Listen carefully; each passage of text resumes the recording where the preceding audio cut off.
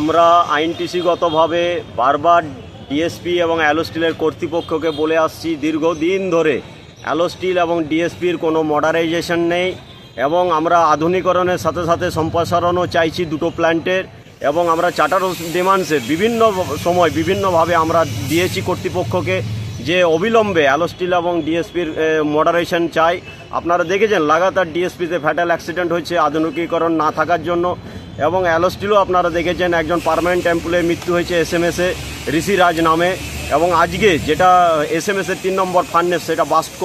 Bast করে পুরো অগ্নিভূত হয়ে যায় এবং পুরো ধোঁয়াচ্ছন্ন হয়ে যায় পুরো প্ল্যান্ট। আমরা আপনাদের এই চ্যানেলের মাধ্যম দিয়ে অবিলম্বে আমরা কর্তৃপক্ষের কাছে আমরা মডারেশনের এবং সম্প্রসারণের দাবি রাখছি, এই আশা রাখি।